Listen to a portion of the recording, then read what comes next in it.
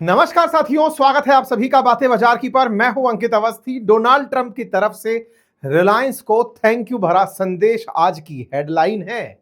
अंतर्राष्ट्रीय स्तर पर जहां एक और पश्चिम एशिया के अंदर कोहराम मचा है, अमेरिका ईरान के ऊपर इजराइल की मदद से लगातार बम बरसा रहा है, 50 से अधिक जहाज डुबोने का दावा कर रहा है, स्ट्रेट ऑफ हॉर्मुज से होकर के तेल पहुंचने में दुनिया भर के देशों को दिक्कतें आ रही हैं। दुनिया का लगभग 20% तेल जो स्ट्रेट ऑफ हॉर्मुज से निकल कर आता है वो बाधित हो रहा है, और इस बीच में थैंक यू मैसेज आ जाता है। रिलायंस ऐसा क्या कर दिया भैया जो ट्रंप आपको धन्यवाद दे रहे हैं?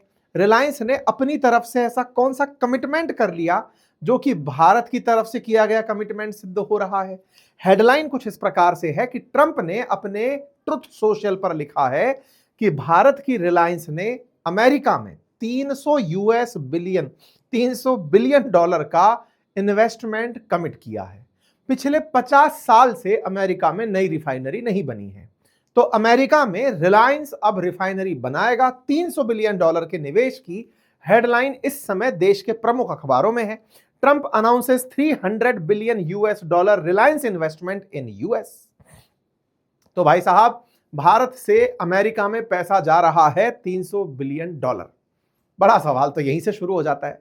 इंटरनेट पर खूब गुगला लिया मैंने, चेक कर लिया, रिलायंस की टोटल वैल्यू 225 बिलियन डॉलर की है। 225 बिलियन डॉलर के वैल्यू वाला, मार्केट कैप वाला रिलायंस 300 बिलियन डॉलर कैसे लगा देगा, यह आज का प्रमुख सवाल है। Nation wants to know. लेकिन यहां पर सबसे बड़ा सवाल यह है कि जब ट्रंप बोल दिए हैं तो बोल दिए हैं, तो क्या भाई साहब रिलायंस वालों आप अपनी जामनगर रिफाइनरी को उठाकर ले जा रहे हो, या अपना इंडिया से सारा कारोबार समेट के अमेरिका जा रहे हो? चक्कर क्या है? Nation wants to know. America में 50 साल के अंदर पहली बार ऐसा हो रहा है कि वहां रिफाइनरी के काम के लिए कोई इन्वेस्टर आ रहा है। तो भैया 50 साल से क्या अमेरिकियों ने अपने यहां रिफाइनरी लगवाना बंद कर रखा था क्या? चर्चा करेंगे। भारत के बाजार में इस खबर का नेगेटिव असर क्यों दिखाई दिया? क्या भारत के बाजार ने यह मान लिया कि रिलायंस तो छोड़कर जा रही है? क्योंकि अल्टीमेटली शेयर बाजार के अंदर जो खबर है उसका असर नहीं दिखा। अगर रिलायंस अमेरिका में निवेशक बनकर जा रहा है तो भारत के निवेशकों में तो उत्साह इस बात का होना चाहिए था कि यार चलो बहुत बढ़िया बात है, आप वहां जा रहे हो, अमेरिका से रिश्ते सुधरेंगे, भारत के अंदर ऑयल रिफाइन होगा। कोई सेंटीमेंट बाजार में दिखा नहीं। यह ट्रंप का ट्रुथ पर आया मैसेज है जिसमें लिखा है कि अमेरिका अब अपने रियल एनर्जी डोमिनेंस की तरफ बढ़ रहा है। आज मैं गर्व के साथ अनाउंस कर रहा हूं कि अमेरिका की पहली रिफाइनरी जो 50 सालों में बनने जा रही है टेक्सास में, जिसमें कि हिस्टोरिक 300 बिलियन यूएस डॉलर की डील हुई है, अब तक के इतिहास में अमेरिका की सबसे बड़ी, जिसमें अमेरिकन्स की जीत है, अमेरिका की एनर्जी की जीत है, पीपल जो साउथ टेक्सास के हैं उनकी जीत है। और इसके लिए वो भारत से अपने पार्टनर को बधाई देते हैं, their largest private held energy company Reliance, और यहां पर उनके ट्रिमेंडस इन्वेस्टमेंट को बधाई देते हैं। तो भाई साहब, अमेरिका ने भारत के रिलायंस को बधाई दे दी है।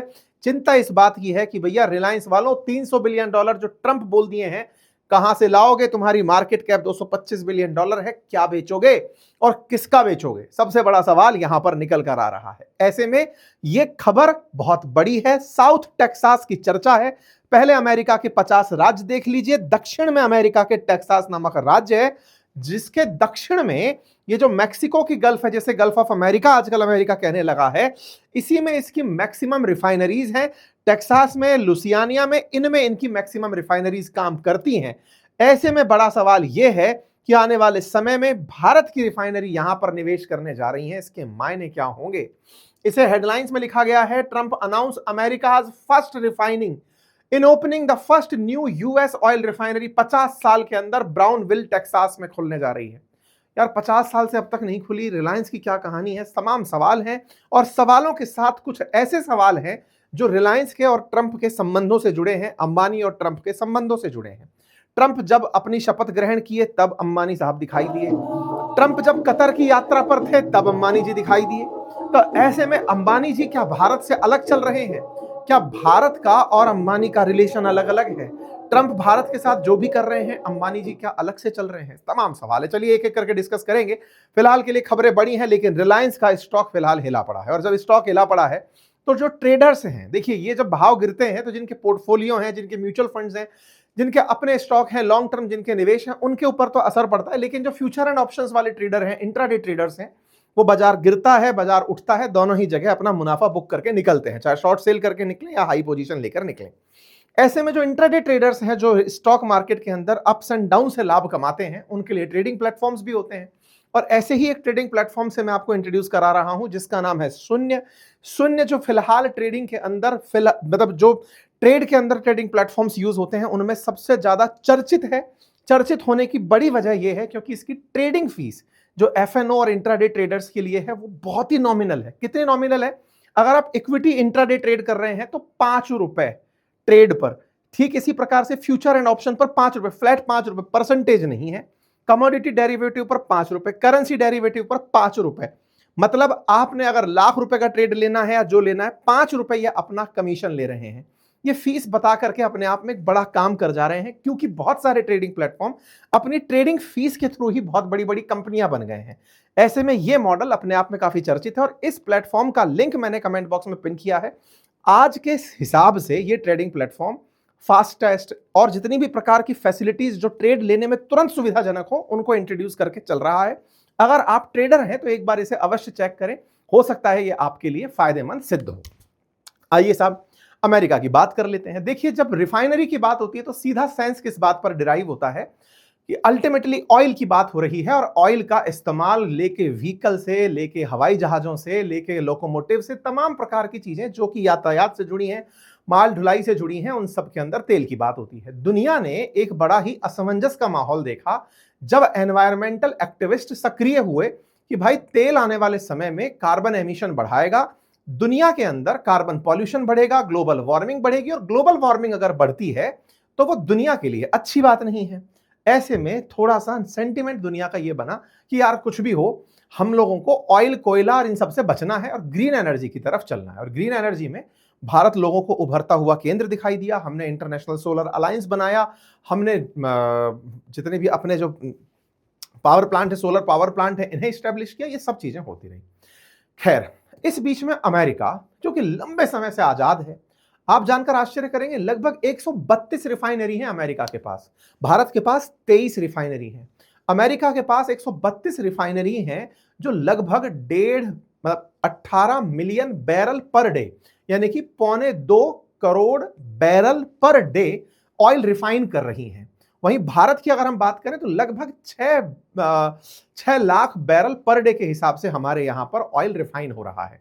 और 6 लाख नहीं, 6 मिलियन बोले तो 60 लाख। कहां 60 लाख और कहां 2 करोड़ के लगभग अंतर देखिए। 3 टाइम्स ज्यादा ऑयल रिफाइन अमेरिका में हो रहा है। अमेरिका इस रिफाइनिंग के बावजूद भी ऑयल का इंपोर्टर बना हुआ है। ऑयल के प्रचुर भंडार हैं अमेरिका में, लेकिन उसके बावजूद भी वो ऑयल खरीदता है। इसके पीछे की कहानी थी, वहां पर कुछ बुद्धिजीवियों की बड़ी संख्या में बढ़ोतरी। लोगों का कहना था कि ऑयल रिफाइनरीज जब काम करती हैं तो वो पॉल्यूशन फैलाती हैं, और पॉल्यूशन अमीर लोगों को पसंद नहीं है। तो एक काम करो, क्रूड निकालेंगे हम अमेरिका से और इसे एक्सपोर्ट कर देंगे, और इसको दुनिया के किसी और देश में बनी रिफाइनरी से रिफाइन करवाएंगे, और फिर हम बना बनाया तेल खरीद लेंगे। अमेरिका के लोग अमीर जो हैं, और जब अमीर लोग हैं तो वह अमीर लोग क्या करते हैं कि श्रम किसी और से करवाना पसंद करते हैं, और जब श्रम किसी और से पसंद करते हैं तो फाइनल गुड्स इंपोर्ट करते हैं। तो अमेरिका क्रूड का एक्सपोर्टर है और फ्रेश ऑयल का इंपोर्टर है, मतलब कि बना बनाया जैसे पेट्रोल, डीजल, टर्बोफ्यूल, इनका इंपोर्ट करता है। कारण क्या था? 50 साल से अमेरिका ने अपने यहां नई रिफाइनरी नहीं लगवाई। क्यों नहीं लगवाई? बोले यार प्रदूषण फैलता है। और ऐसा करके अमेरिकी जो लोग हैं, अमीर लोग हैं, उनका यह कहना है कि यार मेरे घर में प्रदूषण क्यों फैला रहे हो, सुनो इंडिया ले जाओ, चलो इंडोनेशिया ले जाओ, चलो अफ्रीका ले जाओ, दूर करो इस प्रदूषण को, क्योंकि उन्हें साफ हवा चाहिए। आज हमारे देश के अंदर जब पॉल्यूशन की बात होती है तो कहते हैं कचरे में रहते हैं लोग, लेकिन उन्हें कचरा चाहिए हम जैसे देशों से, और अपने यहां रिफाइनिंग चाहिए। ठीक है, ट्रंप आए। ट्रंप ने कहा तुम लोग ये क्यों भूल जा रहे हो कि ऐसा करके तुम ऑयल इंपोर्ट करते हो, और इंपोर्ट करने के नाम पर इन देशों को पैसा देते हो। उसी पर तो मैंने टैरिफ लगाया था। साथ ही साथ तुम बेरोजगार भी होते जा रहे हो। तो बेरोजगारी से अगर बचना चाहते हो तो इसके लिए इन देशों से ऑयल इंपोर्ट को बंद करो और रिफाइनरी अपने यहां लगाओ। जहां लग सकती है कम से कम वहां तो लगा लो। इंटरेस्टिंग बात सोचो, आज हमारे देश के अंदर जो रिलायंस की जामनगर रिफाइनरी है ना, वो वर्ल्ड के अंदर हाईएस्ट कैपेसिटी की, यानी लार्जेस्ट कैपेसिटी वाली रिफाइनरी है।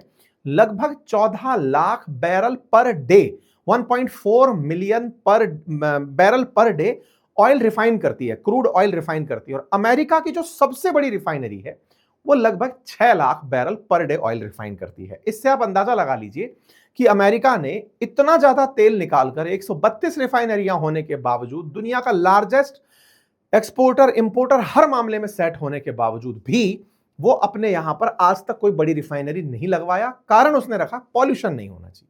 तो ट्रंप ने अब 50 साल के उस इतिहास को पलट दिया है। पलट करके अपने देश में रिलायंस को उठाकर लेके आ रहे हैं कि रिलायंस वालों, आप हमारे यहां पर निवेश करो और रिफाइनरी लगाओ। तो क्या पहला सवाल आपके दिमाग में यह नहीं आता, जब 50 साल में नहीं हुआ तो ट्रंप अब कैसे करवा ले जाएंगे? और ट्रंप कोई आजीवन रहने वाले राष्ट्रपति तो है नहीं, अगली बार फिर चुनाव होंगे, क्या पता दूसरी वो पार्टी आ जाए जो लिबरल्स की हो, यानी कि बाइडेन वाली पार्टी, डेमोक्रेटिक पार्टी आ जाए। और अगर वो पार्टी आ जाए और वो आकर के ये कहे कि नहीं, हम रिफाइनरी नहीं लगने देंगे, क्योंकि अमेरिका में जो सबसे बड़े प्रोटेस्ट है वो रिफाइनरी लगने वाले के ऊपर ही होता है कि रिफाइनरी नहीं लगवानी है साहब, क्योंकि अगर रिफाइनरी लगेगी तो पॉल्यूशन फैलेगा। ऐसे में क्या ये इन्वेस्टमेंट बाद के लिए रिस्क नहीं हो जाएगा? क्योंकि रिफाइनरी की जब जब फाइल जाती है तब तब उस पर स्टे लग जाता है। इंटरेस्टिंग बात है, आप में से बहुत सारे लोग कहेंगे कि सर कुछ दिनों पहले तो आप ही कह रहे थे कि अमेरिका की जो ऑयल कंपनीज हैं वो लॉबिंग करके ट्रंप को जितवाई और जितवा करके फिर उन्होंने वेनेजुएला पर कब्जा करवाया, अब ईरान पर। दो बातें बिल्कुल अलग हैं। उन्हें तेल के भंडार खुद के चाहिए, तेल कच्चा तेल बेचेंगे, रिफाइन कहीं और करेंगे ताकि पॉल्यूशन ना हो। वेनेजुएला में रिफाइनरी भी लगा देंगे, ईरान पर कब्जा करके ईरान में भी अपनी रिफाइनरी लगा देंगे, जहां जहां रिफाइनरी लगा सकते हैं लगा देंगे, अमेरिका में नहीं लगानी। लेकिन ये जो मूव हो रहा है कि रिलायंस को लेकर जा रहे हैं, तो ये सवाल अमेरिकियों के लिए भी बड़ा अटपटा है और रिलायंस के जो उपभोक्ता हैं, शेयर होल्डर्स हैं, उनके लिए भी बड़ा चुनौतीपूर्ण है कि तुमने $300 बिलियन की कौन सी तो डील कर ली, पहले ये बताओ। नंबर दूसरा, अगर तुम्हारे वहां जाने से अमेरिका में कल को तुम्हारी ही डील को लेकर के प्रोटेस्ट शुरू हो गए, तो जो निवेशकों का पैसा है वो और डूब जाना है। तुम अच्छे के लिए जा रहे हो कि तुम्हें फिलहाल रिलायंस को अमेरिका टैक्स से राहत दे दे, रिफाइनरी में जो मतलब जैसे रशियन तेल है उसको खरीदने की इजाजत दे दे, वेनेजुएला के तेल को खरीदने की इजाजत दे दे। तुम अपने लाभ के लिए अगर वहां निवेश करने जा रहे हो तो पहला तो भारत से बाहर पैसा जा रहा है। नंबर दूसरा, तुम्हारे इन्वेस्टमेंट की बाहर श्योरिटी नहीं है, आने वाली सरकारें तुम्हारे इन्वेस्टमेंट को रहने देंगी या नहीं रहने देंगी। तुम्हारी खुद की वैल्यू $250 बिलियन है, तो $300 बिलियन का निवेश कैसे करने जा रहे हो? ये तमाम कुछ ऐसे सवाल हैं कि भैया ये चल क्या रहा है, और इस वजह से मार्केट ने बड़ा ही अटपटा सा रिएक्ट किया है। अब इस अटपटे से रिएक्ट के अंदर अमेरिका की वैल्यूज जो मैंने आपके सामने रखी, देखिए कुछ मैं फैक्ट्स फिगर आपके सामने शेयर कर देता हूं। अमेरिका के अंदर 2024 में 18.4 मिलियन बैरल पर डे की ऑयल रिफाइनरिंग कैपेसिटी थी। 132 ऑपरेशनल रिफाइनरी इनके 30 राज्यों में थी। ये यहां पर अगर राज्यों का मैप मैं आपको दिखाऊं तो कुछ इस प्रकार से अमेरिका के राज्यों में, ये दक्षिण की तरफ टेक्सास है, लुसियानिया है, इनके अंदर यहां पर रिफाइनरीज की संख्या सबसे ज्यादा हुआ करती थी। ठीक है साहब, इनकी जो मैक्सिमम रिफाइनरी है वो गल्फ के क्षेत्र में है, 30 ही राज्यों में है। टेक्सास में 47 रिफाइनरी है, लुसियानिया के अंदर 19 है और कैलिफोर्निया में 18 है। तो समुद्र के किनारे, गल्फ के किनारे इन्होंने अपनी रिफाइनरीज लगाई हुई हैं। और ये जो 45% इनकी टोटल रिफाइनरी है, इनमें से 59%, अच्छा जैसे मैंने आपको जामनगर रिफाइनरी के बारे में बताया, अमेरिका की जो सबसे बड़ी रिफाइनरी है जिसका नाम है गैल्वेस्टन बे रिफाइनरी, ये गैल्वेस्टन बे रिफाइनरी 6.5 लगभग 6.25 लाख बैरल पर डे तेल रिफाइन करती है। दुनिया में सबसे ज्यादा रिफाइन करने वालियों में एक जगह पर जामनगर रिफाइनरी है, जो 12,44,000 तो दिख ही रहा है, 14 लाख बैरल पर डे की कैपेसिटी ये रखती है ऑयल रिफाइन करने में। तो अमेरिका के अंदर जो उपलब्ध रिफाइनरी है उनमें से एक भी रिफाइनरी की कैपेसिटी वो नहीं जो जामनगर के पास हो। यही कारण है कि अमेरिका की रिफाइनरीज जो हैं वो 5वें 6ठे नंबर पर जाकर के आती हैं रिफाइन करने की कैपेसिटी के अंदर, एक ही जगह पर। कारण ये नहीं कि अमेरिका में क्षमता नहीं है, सब कुछ क्षमता है। कारण ये है कि अमेरिका में पर्यावरण जो नियम है वो बहुत सख्त है, लोग प्रोटेस्ट करने उतर पड़ते हैं। सबसे इंपॉर्टेंट बात जो कहते हैं, नॉट इन माई बैकयार्ड, मेरे घर में वो मत लेकर आ जाना, मतलब पॉल्यूशन मत लेकर आ जाना, अदरवाइज दिक्कत हो जाएंगी। इसी कारण से अमेरिका निवेश से बचता आया। यही कारण है कि अमेरिका एक्सपोर्ट करता है क्रूड ऑयल और इंपोर्ट करता है फ्रेश ऑयल, यानी कि रिफाइंड ऑयल जो है वो इंपोर्ट करता है। ये इसके ऑयल इंपोर्ट के डेटा हैं जो यूएस को सेकंड नंबर पर दुनिया में 2023 के अंदर एज एन इंपोर्टर रखता हुआ आया है। तो ट्रंप का आदेश किस तरह से लिया जाए, क्या ऑयल की क्राइसिस को दूर करने वाला है? देखिए दो बहुत बड़ी बातें हैं। ट्रंप जब से आए हैं तब से ऑयल के ऊपर झपट्टा मार रहे हैं। हालांकि ट्रंप नहीं, इनसे पूर्व के राष्ट्रपतियों का भी यही रहा। इराक के ऊपर कब्जा करने की जो तरीके थे, सद्दाम हुसैन को हटाना, वो भी पूरा ऑयल के लिए ही खेल था।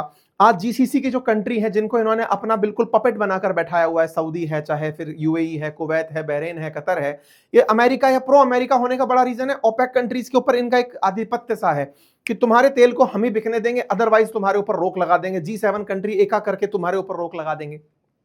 तो ट्रंप ने पहले वेनेजुएला में मादुरो को हटा करके कच्चे तेल के भंडार को पकड़ा। इनने कहा कि अमेरिकी पैसा तो कमाना चाहते हैं, बोले हाँ चाहते हैं, तो बोले एक काम करें वेनेजुएला जीत कर दे दूं, बोले दे दो, तो ये लो पकड़ो वेनेजुएला। अब यहां से अमेरिका की जो कंपनीज हैं जो ऑयल एक्सट्रैक्शन जानती है, निकालना जानती है, क्रूड ऑयल निकालना जानती है, क्रूड ऑयल में इतना पॉल्यूशन नहीं होता, ड्रिल करके तेल बाहर निकालना है, रिफाइनिंग में बहुत सारा पॉल्यूशन होता है, तो बोले ये पकड़ो, तुमको मैंने रिफाइनरी वो दे दिया, जगह दे दी, अब ऑयल निकालो। बोले साहब रिफाइन करना पड़ेगा, तो रिफाइन करने के लिए दो तरीके हैं, या तो वेनेजुएला में रिफाइनरी लगा लो, नहीं तो इंडिया में है ना, जाओ जामनगर को बेच दो, यानी कि रिलायंस को दे दो, वहां से वो रिफाइन करके माल बेच देंगे। यही काम फिलहाल ईरान पर चल रहा है। मैंने पहले भी बताया था, ईरान में तो अभी साफ साफ बोलना शुरू कर गए हैं, क्योंकि ईरान का जो कच्चा तेल है, क्रूड ऑयल, वो बहुत रिफाइंड क्वालिटी का है, ऑलरेडी बहुत रिफाइंड क्वालिटी का है, तो उसको यूज करके ये लोग उस पर कब्जा कर लेंगे। वेनेजुएला के लिए बकायदा इन्होंने अपने यहाँ के जो निवेशक हैं, ऑयल निवेशक, उनको इकट्ठा किया कि जाओ तुम लोग निवेश करो।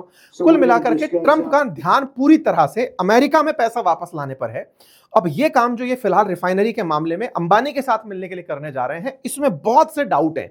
अनाउंसमेंट ऐसे समय पर जरूर आया जिससे रिलायंस को फायदा हो सकता है कि रिलायंस के लिए ट्रंप आने वाले समय में बहुत सारे टैरिफ हटा दें, रिलायंस को फैसिलिटेट करें, क्योंकि ये अक्सर कहते आए हैं कि अगर कोई कंपनी, जैसे जापान की टोयोटो से कहा था कि अगर तुम्हें गाड़ियां बेचनी है अमेरिका के अंदर तो आकर के हमारे यहां प्लांट लगाओ, तो बिल्कुल वैसे ही इनसे कह दिया कि अगर तुम्हें तेल पर राहत चाहिए, वेनेजुएला का तेल चाहिए, रशिया का तेल चाहिए, कहीं से भी तेल चाहिए, तुम्हारी रिफाइनरी को चलाए रखने के लिए हमारे यहां निवेश करने आओ। तो बड़ा सवाल यह है, अगर ये निवेश करने जाते हैं तो भैया $300 बिलियन एक बड़ा अमाउंट होता है। अरे $30 बिलियन भी बड़ा हो सकता है ट्रंप ने अपनी तरफ से 300 लिख दिया हो। $30 बिलियन, क्योंकि अभी तक ट्रंप के मैसेज के बाद रिलायंस की तरफ से कोई स्पष्टीकरण आया नहीं है। जब आपका सेशन रिकॉर्ड कर रहा हूं तब तक रिलायंस की तरफ से कोई भी आधिकारिक प्रतिक्रिया हमने उनके सोशल मीडिया हैंडल्स पर नहीं देखी है। खैर, फिलहाल के लिए जिस समय यह चर्चा है, उस समय रिलायंस अगर $30 बिलियन का भी निवेश लेकर अमेरिका जाती है तो ये जा भारत का ही पैसा रहा है ना, फॉरेक्स भारत का ही तो बाहर जा रहा है। जो कमाया था यहां पर, आज अगर उठा करके ये वापस लेकर जा रहे हैं तो ये भारत के लिए एक अच्छा रूट नहीं है। इसके तरीके देखने के हो सकते हैं कि अब रिलायंस के ऊपर पाबंदियां नहीं होंगी तो वो आसानी से तेल खरीद करके अच्छे से रिफाइन करेगा, ज्यादा अमीर हो जाएगा। तो भाई, जब तक ट्रंप नहीं थे तब तक भी तो रिफाइनिंग की कैपेसिटीज थी ही आपके पास। आज ट्रंप ने धमका करके आपसे पैसा वापस वहीं मंगवा लिया। यही तो ये करते आते हैं, पहले पेट्रो डॉलर के नाम पर ये करते थे, अब तुम्हारे पैसे को वहां लेकर चले गए। तो ये एक प्रकार की सीधी दादागिरी है। अब इसको इस तरह से भी जोड़ के देखा जा सकता है कि पहले अडानी की नस पकड़ ली वहां पर, अडानी के माध्यम से अब इनको रिलायंस की भी नब्ज पकड़ में आ गई कि तेरा तेल रोक देंगे, अडानी की फाइल रोक देंगे, अडानी के ऊपर और अंबानी के ऊपर, दोनों के ऊपर कंट्रोल स्थापित हो गया। तो ये लो जी, भारत पर कंट्रोल स्थापित कर लिया। तो ट्रंप क्या इन्हीं के माध्यम से भारत की राजनीति के ऊपर कंट्रोल करना चाह रहे हैं? अपोजिशन इन्हीं सवालों को लगातार पूछ रहा है। अब सवाल ये सारे बनते जा रहे हैं कि क्या रिलायंस ही बार बार ट्रंप के सामने भारत को ना बोलने के लिए उकसा रहा है? क्या रिलायंस ही है जो भारत के जियोपॉलिटिकल स्टैंड में सबसे बड़ी बाधा बन रहा है, क्योंकि इनके हित बड़े होते चले जा रहे हैं, क्योंकि ट्रंप से इनकी नजदीकियां जो हैं उनके ऊपर अब सवाल खड़े होने शुरू हो रहे हैं। तो कुल मिलाकर के अंबानी का ट्रंप से जो नजदीकी है और जिस तरह की व्यापारिक जगत दिखता जा रहा है, देखिए कुल मिलाकर के जब भी इस तरह की बात होती है ना, एक बड़ा सवाल हमेशा निकल कर आता है, और वो सवाल यही होता है कि भाई साहब, दो बड़े उद्योग घराने, ट्रंप भी उद्योगपति हैं, कैपिटलिस्ट के देवता हैं, इतने सारे जो जितने भी पावरफुल लोग हैं उनके सबसे बड़े हेड हैं, और ऐसे में भारत के अंदर सबसे बड़ी कंपनी रिलायंस, इन दोनों के बीच डीलिंग होती है और आम जनता केवल सेंटिमेंट में पिसती चली जा रही है। खैर, आप लोग इस घटना को कैसे देखते हैं जरूर बताइएगा। मेरे दिमाग में बस यही था सवाल कि आप इस पर प्रतिक्रिया क्या देंगे, जरूर मुझे कमेंट बॉक्स में बताइए। एनीवे, बाकी जो लोग हैं वो ट्रेड की दुनिया में अगर हैं तो भैया ट्रेड के लिए मैंने आपको जानकारी दे दी है। आप एक बार के लिए ट्रेडिंग के प्लेटफॉर्म के रूप में इसे जरूर देख लीजिएगा। शून्य का लिंक मैंने डिस्क्रिप्शन और कमेंट बॉक्स में डाल दिया है। ये ट्रेडिंग प्लेटफॉर्म पर बहुत सारे और भी फीचर्स हैं, चाहे आप फंड्स को लेकर हो, बॉन्ड्स को लेकर हो, आप उन्हें भी चेक कर सकते हैं। लेकिन हाँ, अगर आप इंट्राडे ट्रेडर्स हैं, इक्विटी ट्रेडर हैं, इंट्राडे ट्रेडर हैं, तो इसकी जो फीस है वो अपने आप में बहुत ही नॉमिनल है, आप उसे अवश्य चेक करें। धन्यवाद।